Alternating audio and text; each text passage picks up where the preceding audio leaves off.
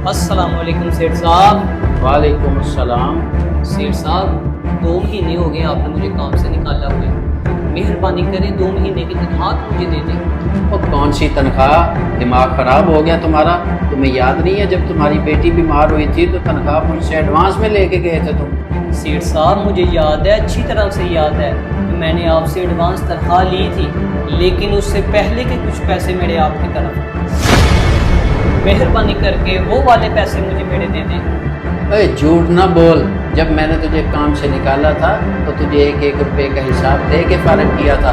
अब तेरा मेरी तरफ कोई पैसा नहीं है, जा काम कर जाके अपना। सेठ साहब मैं झूठ नहीं बोल रहा, सारे पैसे क्लियर नहीं हुए थे, लेकिन फिर भी अल्लाह का दिया हुआ सब कुछ आपके पास है। सेठ साहब आपके पास गंदम के गोदाम पड़े पड़े हैं, उसमें से कुछ थैला मुझे दे दे। और मेरी बात सुन, अगर अल्लाह ने मुझे दे रखा है तो ये मेरी अपनी मेहनत की वजह से है। तेरी गंदी नज़र उस पर क्यों पड़ रही है? और ये अपनी इमोशनल बकवास करके मुझे ब्लैकमेल ना कर। उठ यहाँ से दफा हो, नहीं तो अभी मैं पुलिस को कॉल करके बुलाता हूँ। ना ना ना सेठ साहब, पुलिस को मत बुलाएं, मैं चला जाता हूँ, लेकिन ये मामला मैं अपने अल्लाह पे छोड़ देता हूँ, वही कल क़यामत को हिसाब करेगा। अब क़यामत वाले दिन ही हिसाब होगा। ए बात सुन, तेरी इन बददुआओं का मुझ पे कोई असर नहीं होने वाला। चल जा।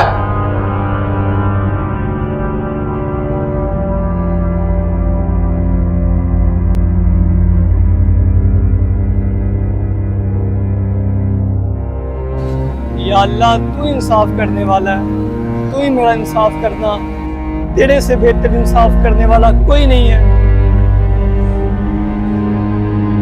और बशर भाई क्या बात है, क्यों रो रहे हो? काफी दिनों से सेठ के पास भी नजर नहीं आए।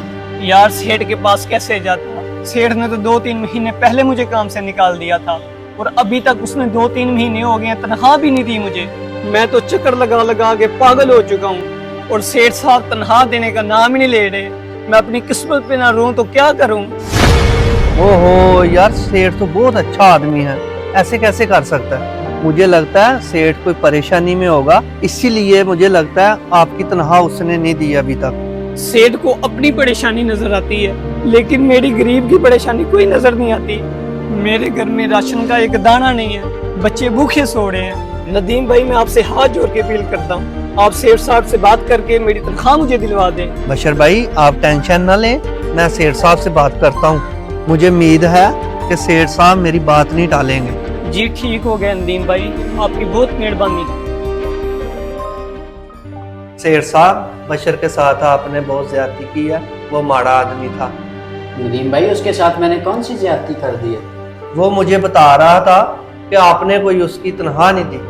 और नदीम वो झूठ बोलता है यार, उसने तुम्हें भी मेरे खिलाफ बरगला दिया है। उसको मैंने जब फारिग किया था तो मैंने उसके सारे पैसे क्लियर करके भेजा था यहाँ से। चलो सेठ साहब, आपने उससे क्लियर कर ही दिया था, वो गरीब आदमी था, तो उसे सदका खैरात ही दे देनी थी। तो नदीम भाई मुझे तो वो यार ड्रामेबाज लगता है। मैंने उसको तनख्वाह के पैसे एडवांस भी दिए, लेकिन वो मान ही नहीं रहा था यहाँ पे। फिर कह रहा था कि चलो यार अपने पास से मुझे कोई दाने दे दो। अब तुम भी मुझे बताओ फिर मैं क्या करूँ? सेठ साहब तुम वैसे ही कोई उसकी मदद कर दो।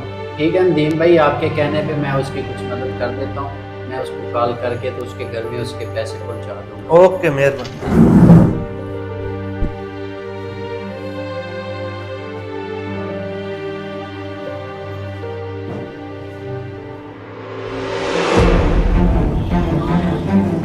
यार नदीम भाई ने वाकई मुझे सही कहा है। बशर के हालात मुझे लगता है ठीक नहीं है, मुझे उसके पैसे दे देने चाहिए यार। ये ना हो कि कल क़यामत वाले दिन मुझे उसका हिसाब देना पड़े।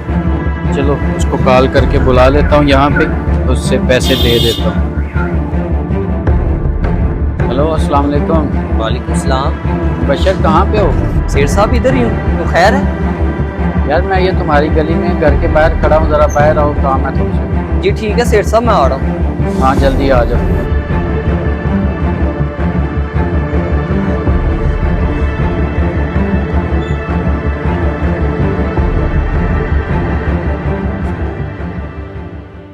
अस्सलाम वालेकुम सेठ साहब। वालेकुम अस्सलाम। बशर क्या हाल है?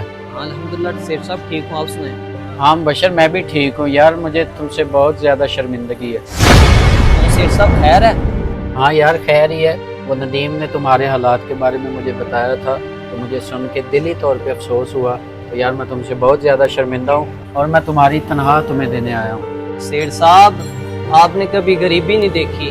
अगर आपने भी कभी गरीबी देखी होती ना, तो आप मेरे साथ ऐसा कभी भी सलूक ना करते।